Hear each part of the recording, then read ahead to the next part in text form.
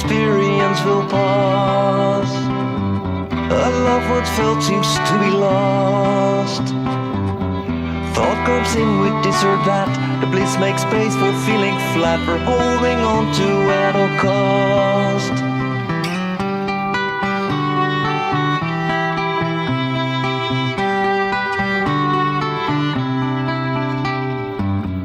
It's so simple, it's bizarre. Love is who you really are. Love is freedom, love is truth, love is consciousness, it's you. You're not that old repertoire. There is nothing outside of love. There is only you. Everywhere you look, everything you touch, every experience, it is all a plain you.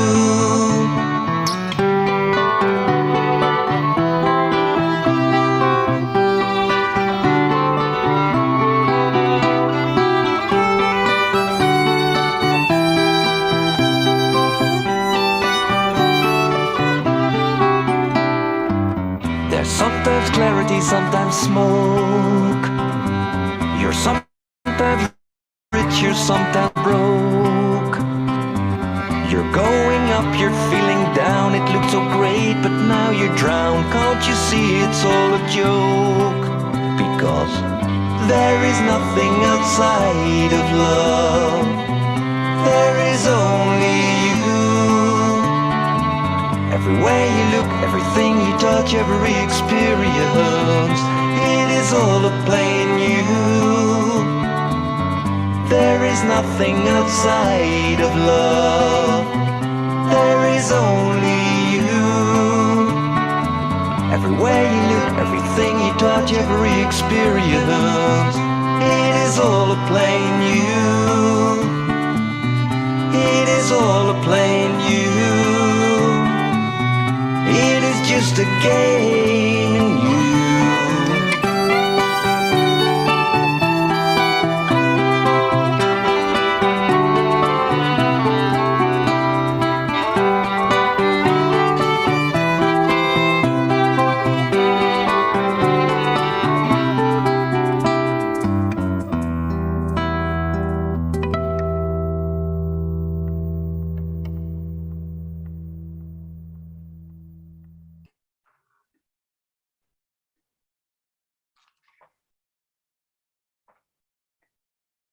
Hello, everybody, and welcome. Hello, Mani.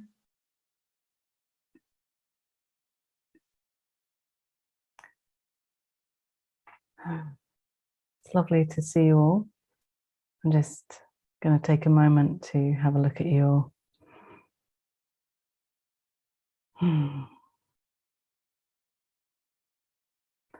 And today, for the first time, we are also live streaming on YouTube. So there are those of you here on Zoom who can participate in this. Later on you can have a chance to ask questions and have a dialogue. But those on YouTube watching will just be able to watch. So if you're watching this on YouTube, maybe next time you want to participate, you can sign up for free and participate if you want. So as this is the first time I'm doing this live on YouTube, it's an experiment. So bear with me if there's anything weird that happens.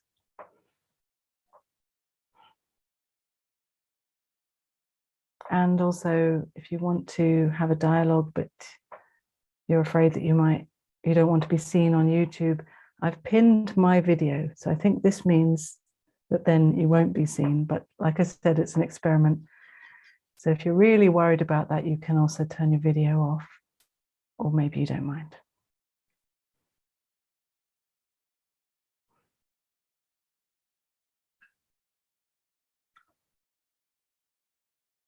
So today's theme is stop trying to understand.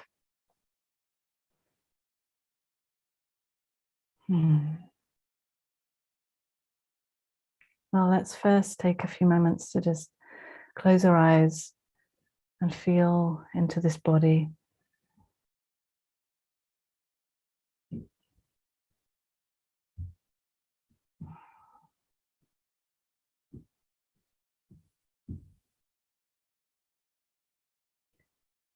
Whatever is happening for you in your direct experience,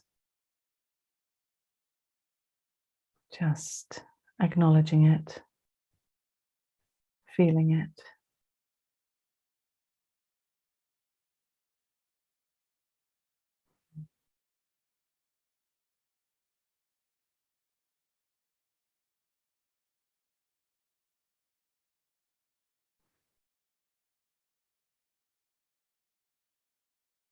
Knowing that it's all welcome to be here, just the way it is.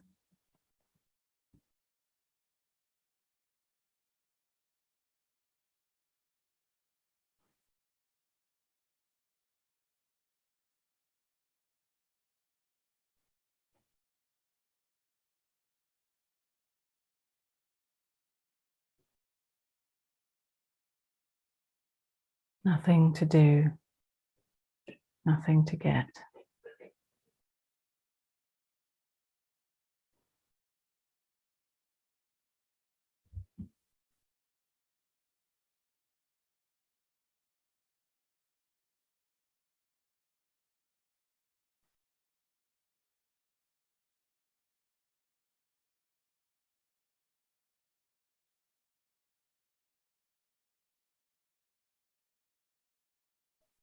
Just this, in whatever unique way it is appearing for you.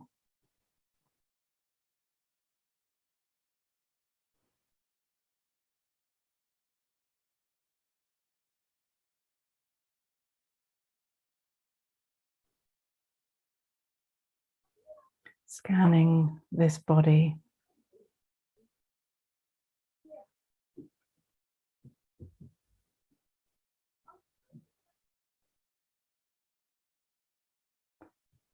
just noticing, acknowledging,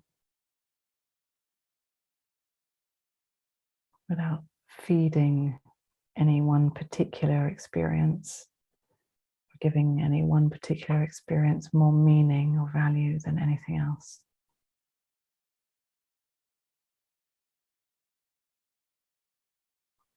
It's all just phenomena appearing now.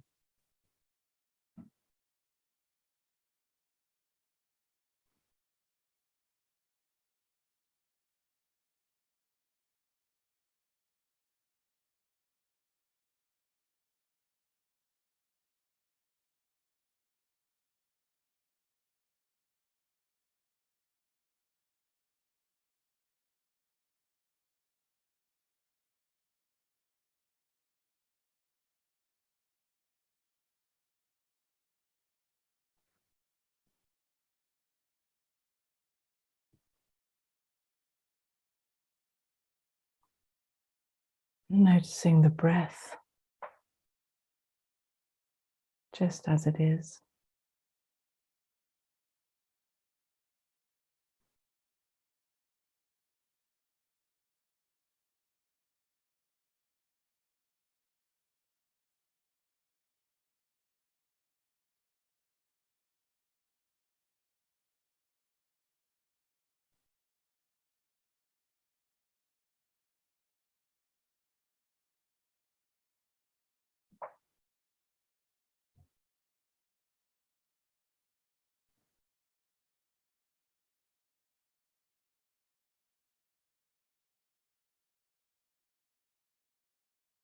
Allowing the breath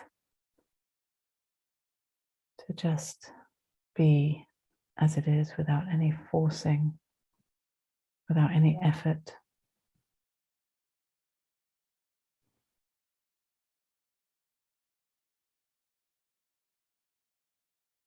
And perhaps you may notice that just by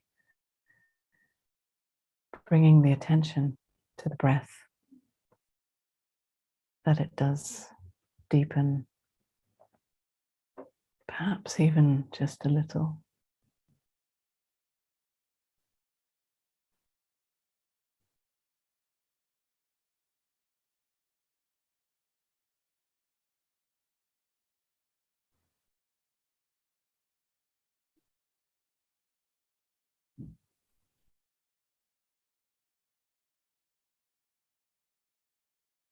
As we acknowledge that who we really are is aware of this breath, of this experience, whatever it is for you.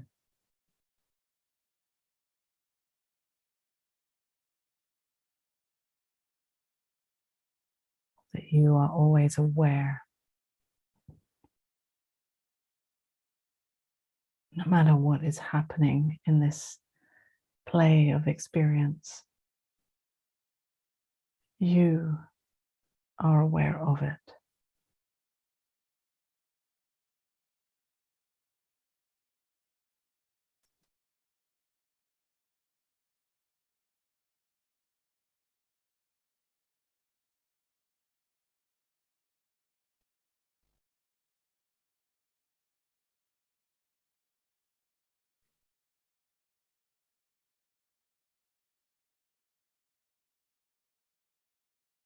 You are always untouched, despite the fact that this human is completely touched. Who you truly are is simply aware.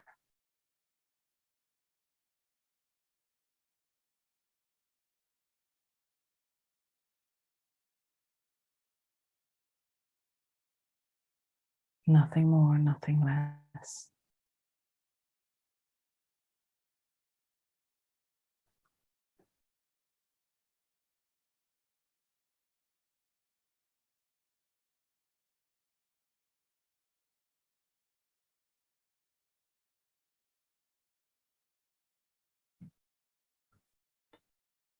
Watching the whole show as it goes on. The show of being this human in the world.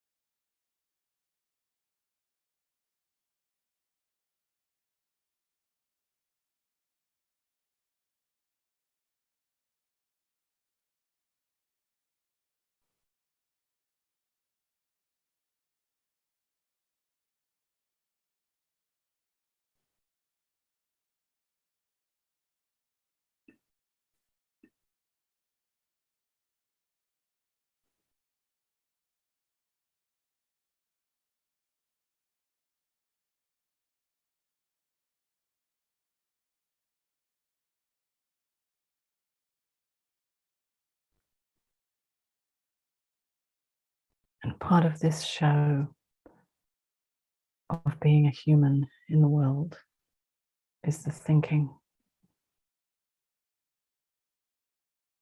the thinking that tries to understand, tries to become, tries to do, tries to fix, tries to arrive.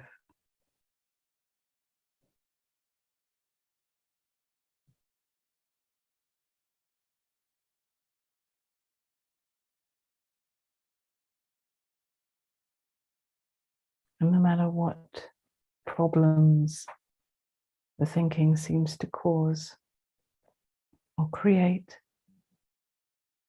let's just take a moment to thank the thinking for all its wonderful, creative efforts.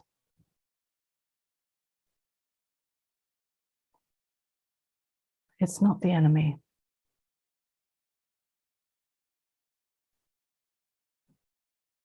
It's a wonderful servant that does its best.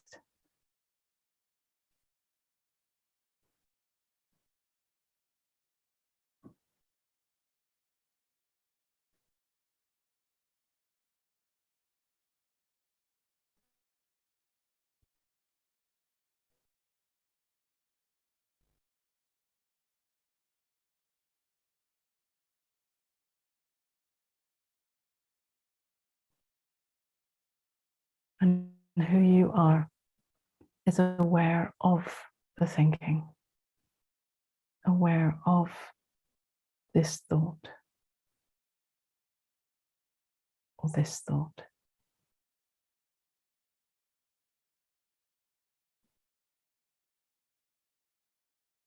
Unconditionally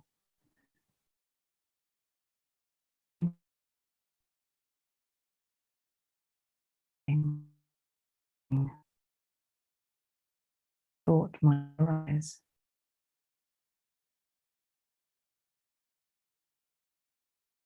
And yet not feeding it, not giving it extra meaning, just acknowledging it.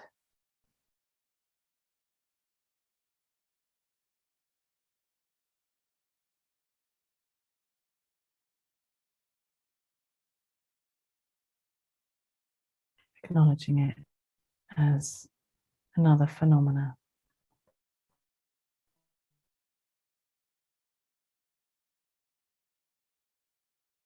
Just like any other phenomena in this play of experience.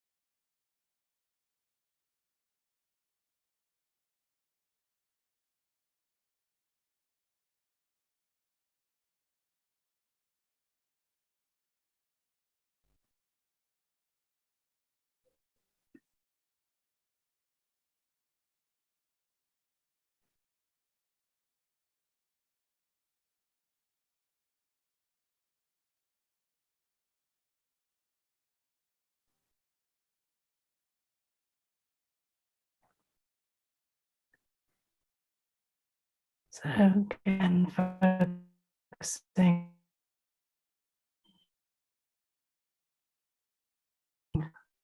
early,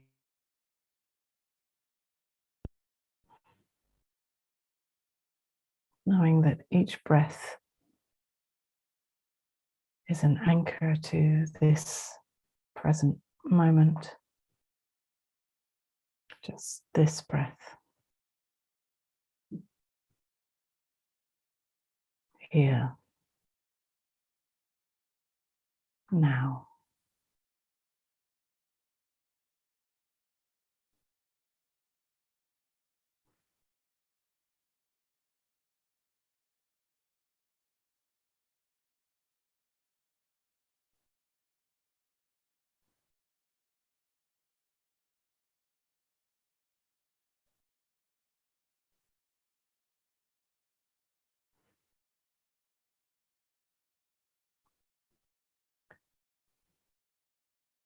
And when you're ready, you can open your eyes and come back to the screen.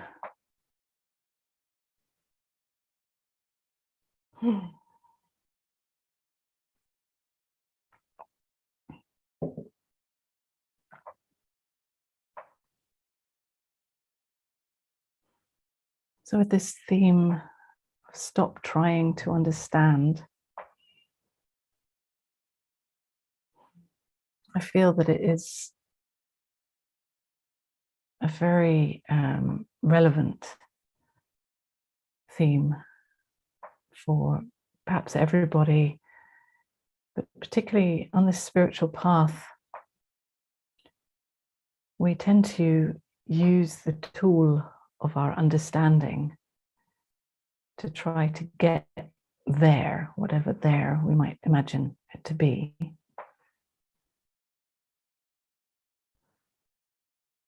Because often in other experiences, other things in our lives, we have the sense that if we understand what's going on, it brings us hope also on the spiritual path. And thinking that I understand might give us temporary rest. Eventually, it doesn't get to the root of who we really are. That can never truly be understood by the thinking. And this can be very frustrating for the thinking, because for this wonderful servant, the thinking, it has certain tools to. So if genuine longing to wake up or to be free, to come to rest, to come home to myself, then the thinking wants to help. So it perhaps imagines that if I could really understand how it all works, then I could come to rest. Then maybe it would all be okay.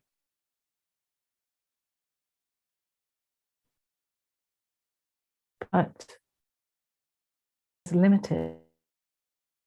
It can understand it has understood in the past, or what it thinks about other people or other circumstances or experiences. It's very good at comparing my experience with another's.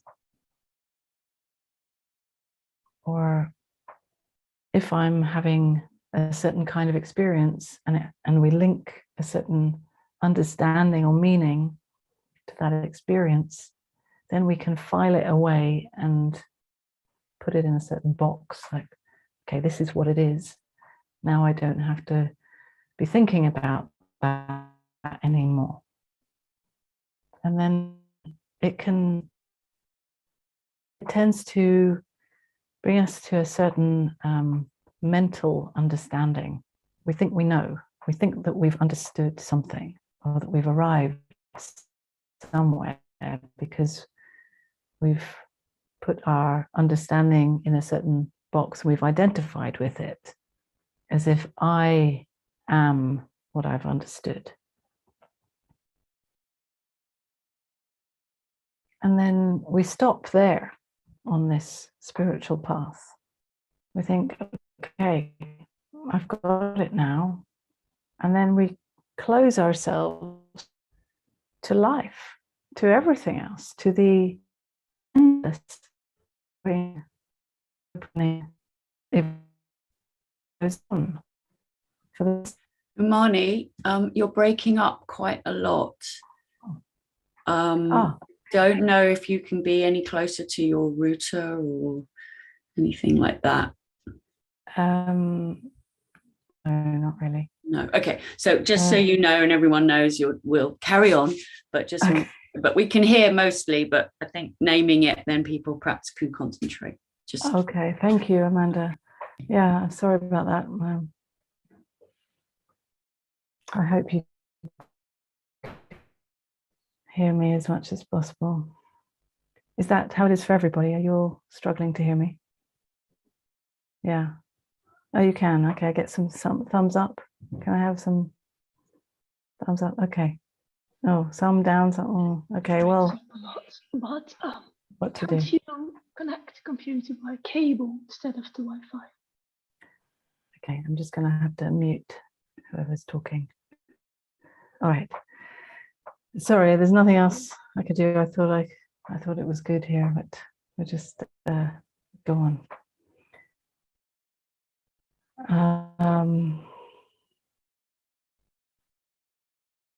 Okay, you've all frozen now. Okay, I'm going to see if I can change to different Wi-Fi.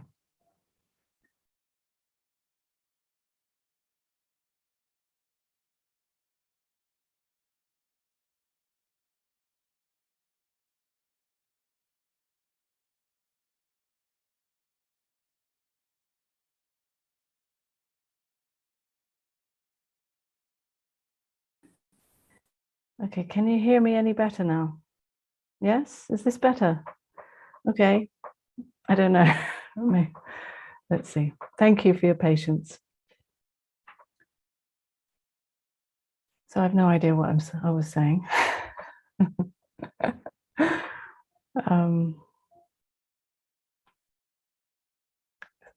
Stop trying to understand. Well, I was speaking about and not being able to understand, and the thinking is very limited in that way.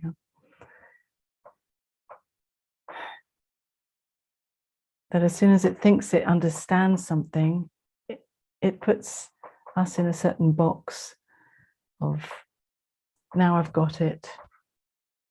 And this closes us down to the endless opening of life. And when we actually acknowledge that I can't understand with my thinking, then there is a deep surrender in that. I can't get it. I can't come to rest in my thinking. I will never come to rest in a final understanding using my thinking. And the only true understanding is not of the thinking. It's a recognition that is beyond the thinking. So it's got nothing to do with this servant of this servant thinking, which is always going to be limited.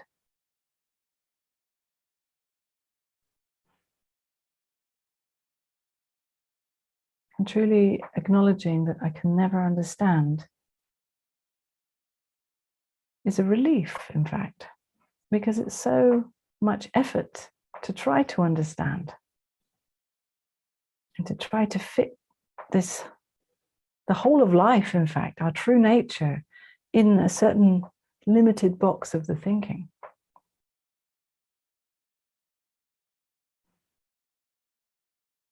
And when we see that it's impossible, we just give up.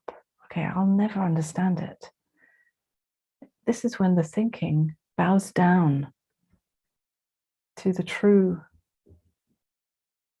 boss, the true king or queen, or whatever we call it, the awareness that we really are, our true nature is life itself. The thinking says, I can't understand. I will never understand. It's not up to me to do that job. I'm just limited. I'm just a servant. Then there is the possibility to rest in the real understanding, which is that knowing that is always known.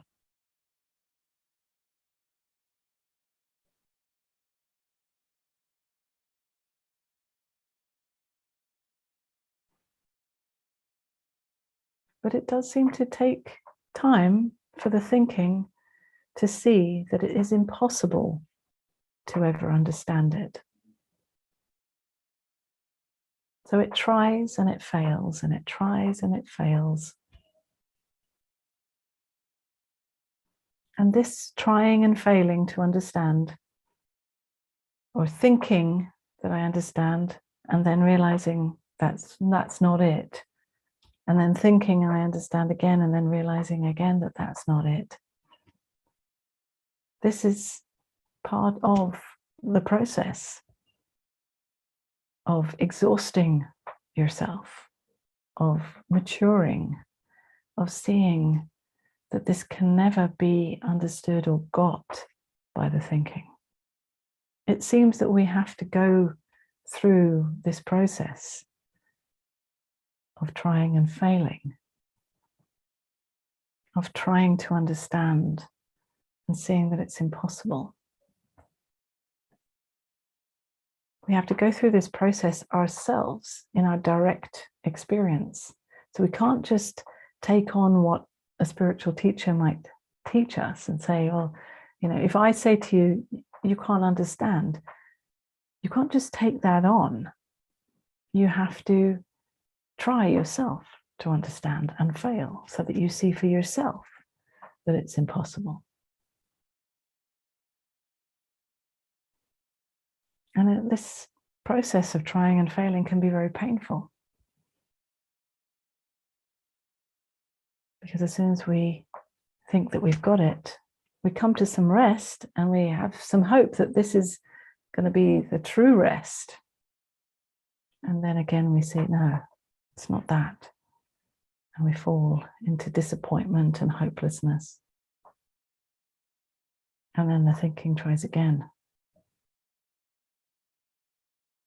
So the message is to stop trying to understand, but you can't force yourself to stop trying to understand.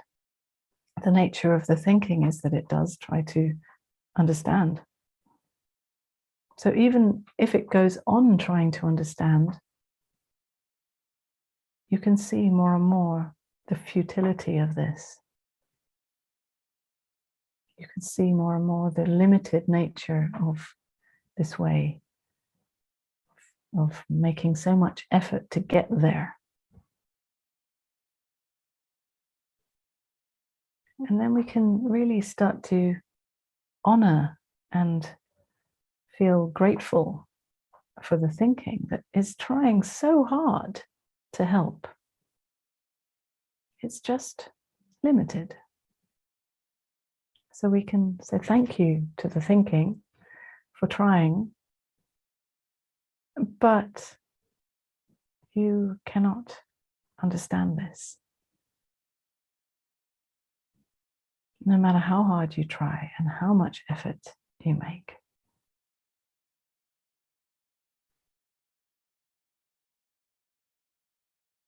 So we can see the thinking almost like a child. It's trying to do its best. So we can embrace the thinking and acknowledge it while still knowing its limitations, knowing our true nature that is beyond all mental understanding.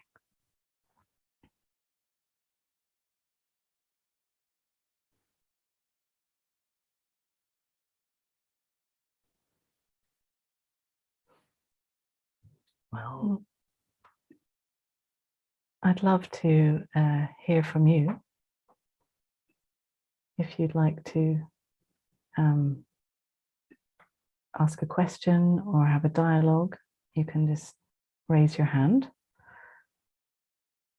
You can also type a question or a comment in the chat.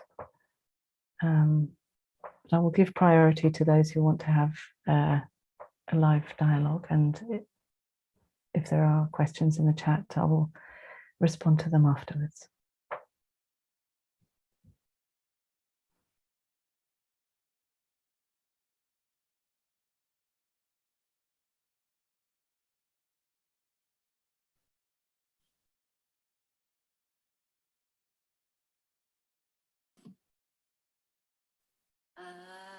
Good morning. Is that Shanti Vidya? Hi. Hi, such a long time. Yeah. Yeah, nice to see you again. And you?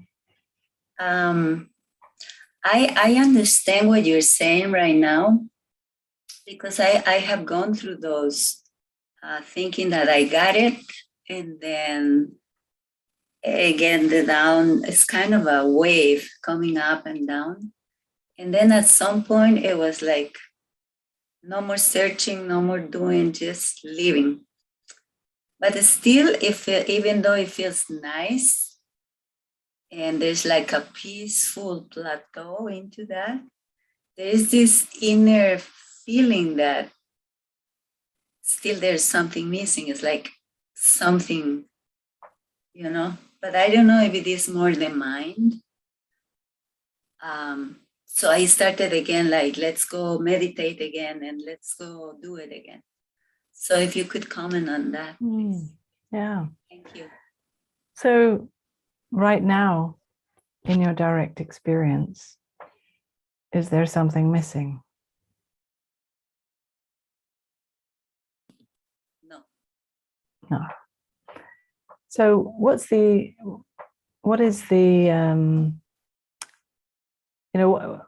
the thinking says that there's something missing, but how does it know that there might be something missing? Is it a sensation that you feel?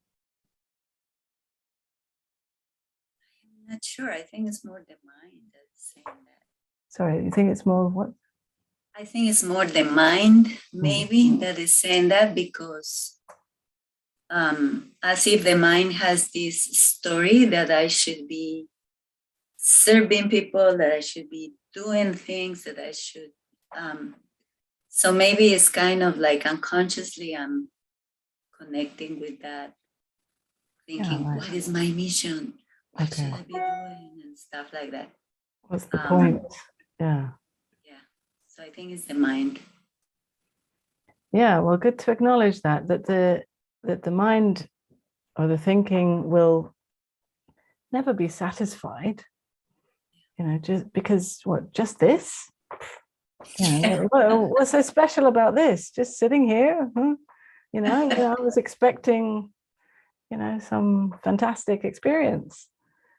And even if you do have a nice experience, the thinking wants more, or even better, or even more,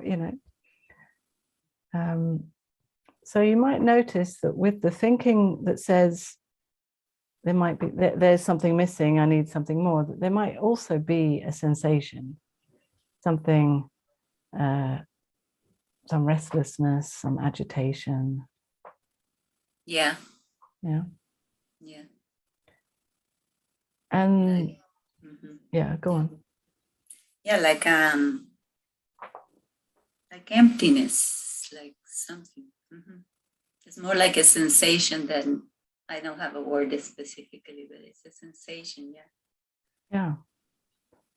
Yeah. So is it possible that that sensation doesn't mean anything? That it just is here to be felt, that it doesn't actually mean that there's something missing. It might be an uncomfortable sensation. So then the thinking comes in trying to help, to fix it and to make it better. By saying, well, this sensation obviously means that there's something missing, so I need to try to understand or get somewhere, and then that sensation will be better again. But it never works like that. It's just simply that the sensation is here to be felt, even if it's uncomfortable. The sensation itself is an invitation. It's like, feel me. Because the thinking is always running to the next and the next and the next, and there's no end to it. But the sensation is just here. And the fact that, this, yeah, go on. go ahead. well, the fact that the sensation is uncomfortable and an agitation, it doesn't mean that you need to be running to the next, even though it's a kind of restless energy.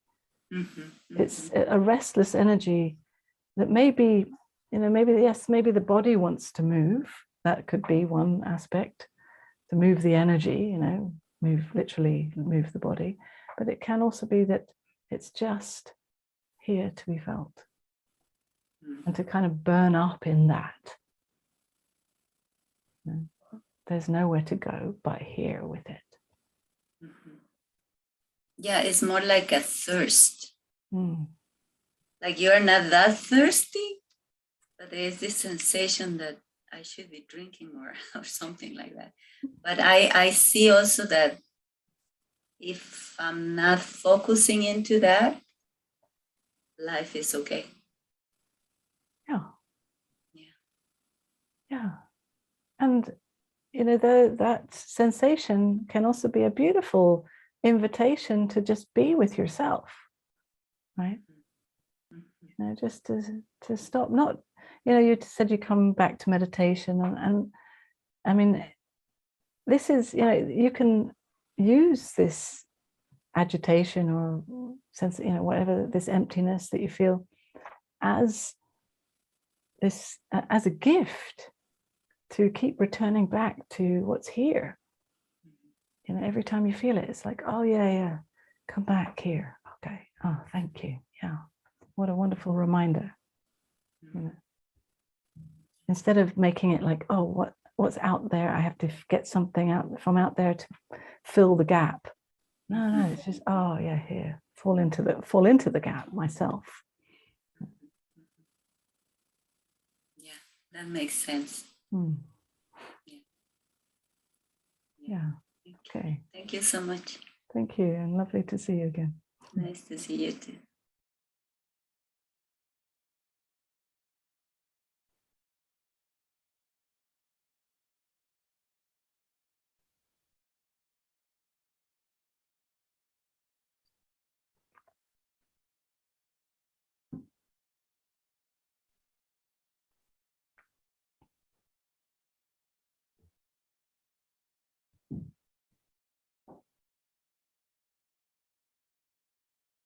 Someone else would like to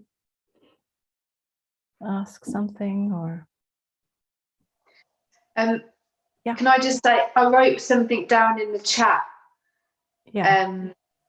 I suppose I'll read it out. Bear with me.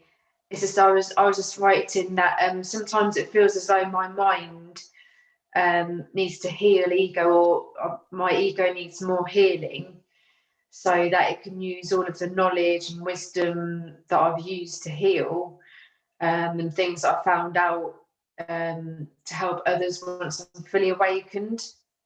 Otherwise I won't have anything to offer.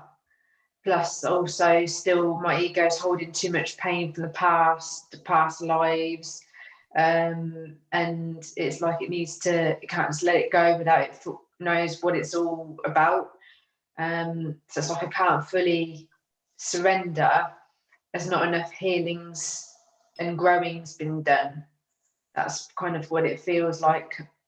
That's what's stopping me anyway at the moment, although it's always a progress. Okay. Yeah, I mean, sometimes we need to be looking at what is going on for this human, the human's conditioning, or the I tend not to use the word ego, just because that word seems to usually comes with an idea that, well, first of all, a negative connotation, as if ego is wrong, but also as if the ego is a kind of entity of its own, and it's just a word, but so it doesn't matter if you use that word, but in some way we have to keep looking at this or we don't have to, but it's this human keeps growing and evolving. You know, it's like an endless evolution for the human. But our true nature doesn't grow and evolve, right? It is just as it is. It's aware, and that's it. So in the growth of this human, we might heal and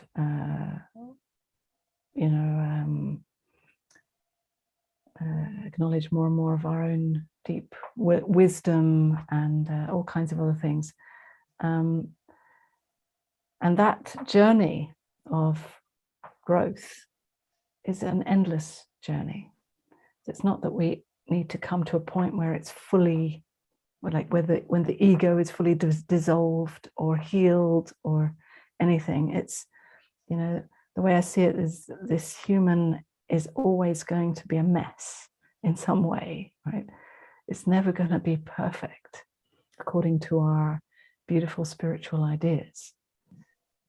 And so if we're saying I have to first clean up this human, so and heal everything or get rid of my ego or whatever before I can fully surrender or before I can fully know my true nature, then this just becomes a perfect way to keep ourselves small and limited to our limiting beliefs about ourselves for the rest of our lives, you know.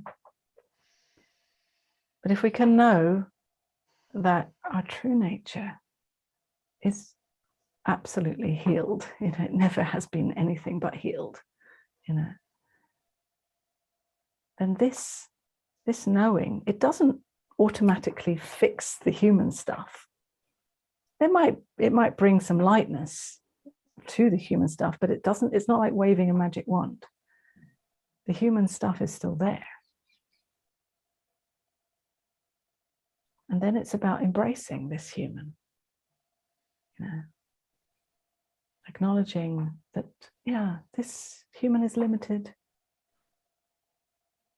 And that's just how it is. And that's beautiful, beautiful limitations. You know? And paradoxically, in my experience, I've seen that this can be the greatest healing for this human.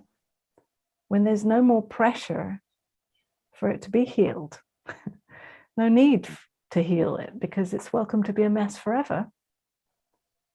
This freedom, this absolute acceptance brings deeper rest in the human experience.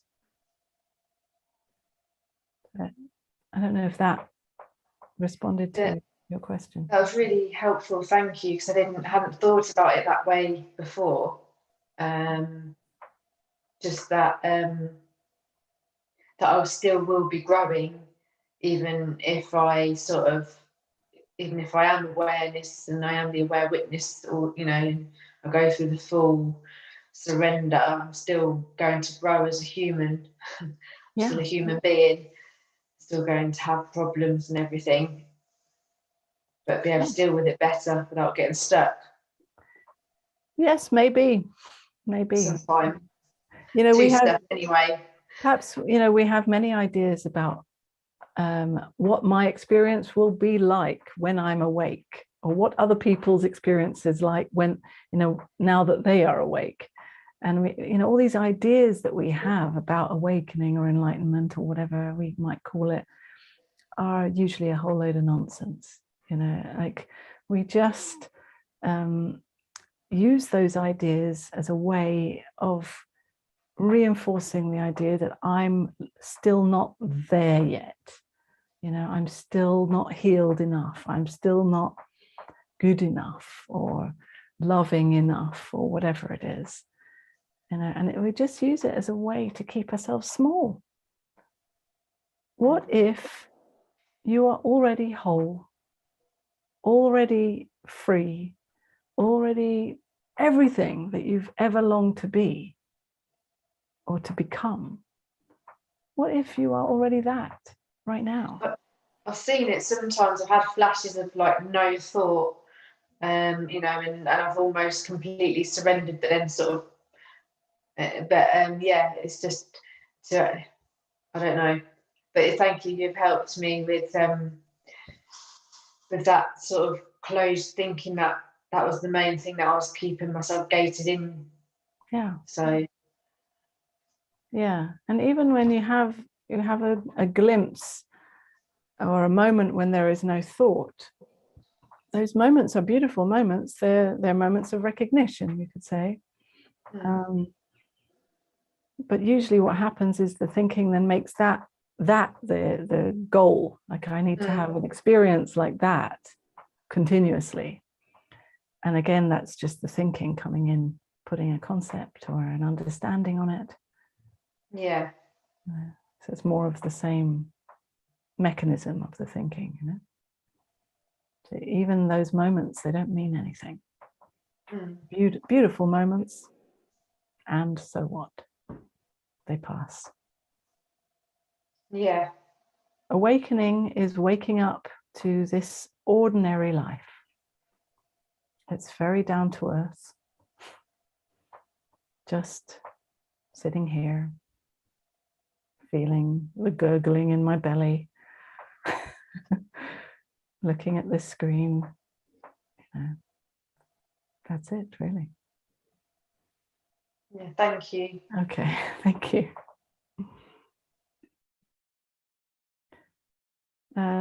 Dan, hi.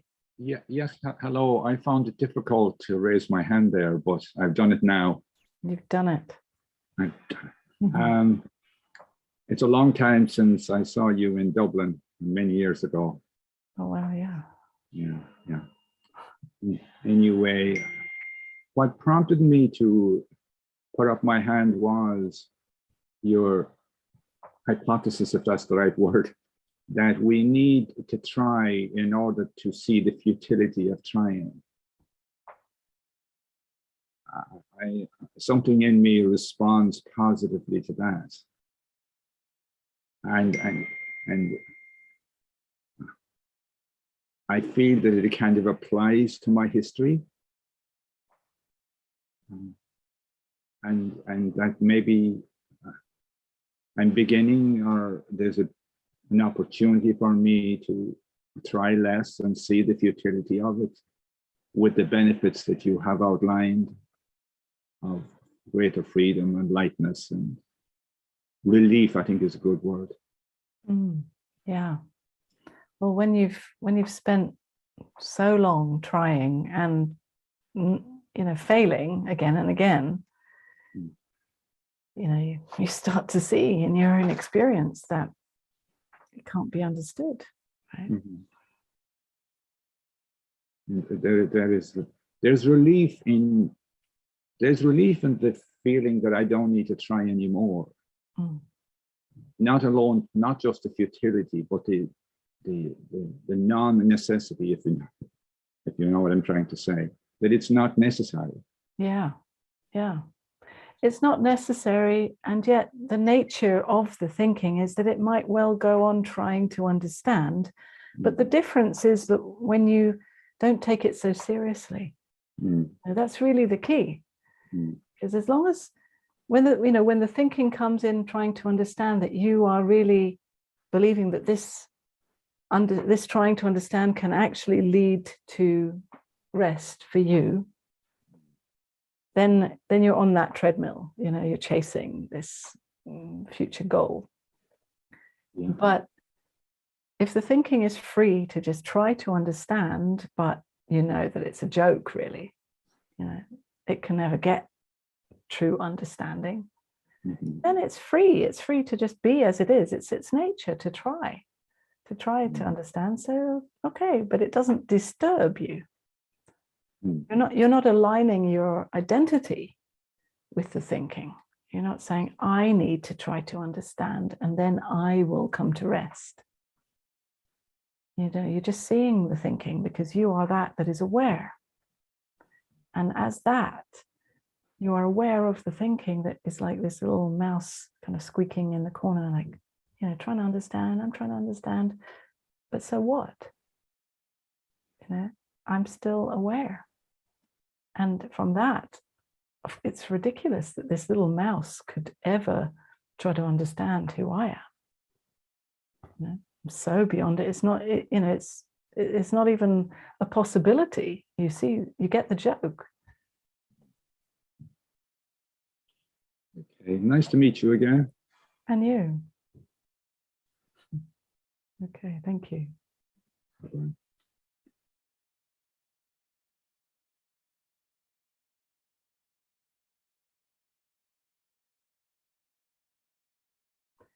Amanda. Very quick. I just love that mouse trying to, I've got this image of a little mouse trying to understand the whole universe and science and quantum physics. And I think that's brilliant. Because that really gets it. If you think of thought, like the mouse can understand its habits, what it needs to eat and its things. Yeah, I think you should use that. I think that lands, it's almost like when your analogy of the servant is helpful, but I think the mouse just blows it out of the water. So I think stick with the mouse. Well, both is good, but definitely bring the mouse in again. That was great. Yeah. The mouse is good, huh? Yeah. Thank you. So I mean, just seeing the ridiculousness of that the mouse couldn't possibly understand, you know, the whole of life. Yeah. And yet most of the time we are really believing that mouse can really bring us true ultimate understanding. So yeah.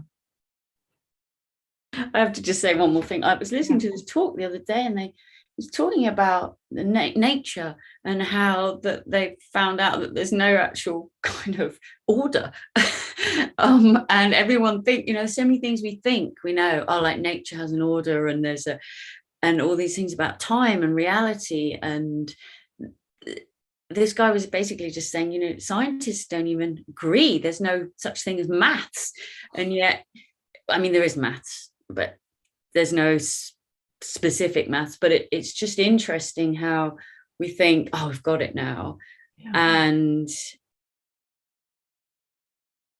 yeah, I think the thing about nature just blew it with me, because you're like, well, at least nature's got an order, you know. We might be all over the place, but you can tell because of the way the shapes are. And it's like, he was going on, they found that's even like random. So yeah, because we can think, oh, well, the mouse wouldn't understand, but we can understand, you know.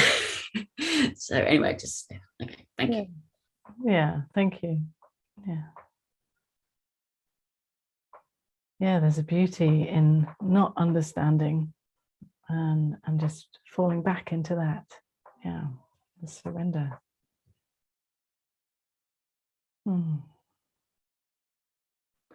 I'll just check if there's any question on the chat. Okay, Kate, you've written, if there is no understanding, why are there so many books about it, including my books? Yeah, it seems that the nature of the thinking is that it loves to try to understand.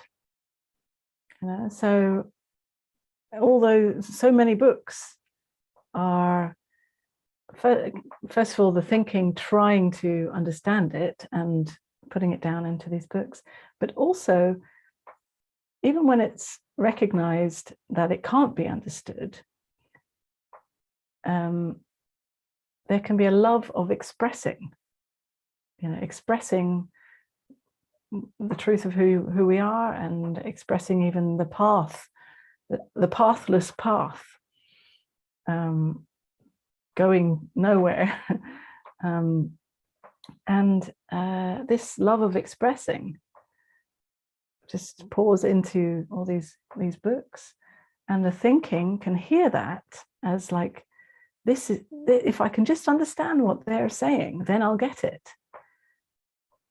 But as I have said often, you know, all my words and certainly all the words that I've written in my books are not some kind of formula for the thinking to understand and then get it. It's you know, these words need to be heard, almost like listening to some beautiful music. You just relax back and let it in, rather than like trying to understand and trying to grasp it. And it's the same with reading spiritual books, or my books or any books. Just read it in a relaxed way, rather than like, oh, I need to try, and then it's just, even if you don't understand every word, it doesn't matter. You kind of you resonate with it beyond that. You resonate energetically in a way that you don't even have to understand how. And that's enough. Yeah.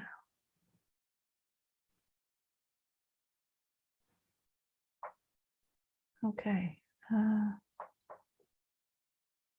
I think that's all, everyone written. Thank you for some of your comments there.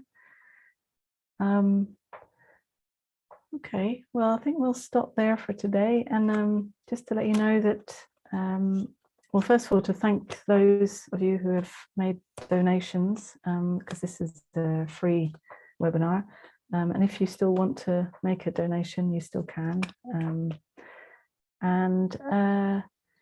The next open webinar will be next month on August 7th. And the theme will be what is true power. Yeah, if you want to join me live, I'm holding a retreat in Holland in August with a theme, awakening to wonder and simplicity. So you can join me live in person or online, but I'd love to actually meet you live in the flesh. That'd be the greatest. Yeah.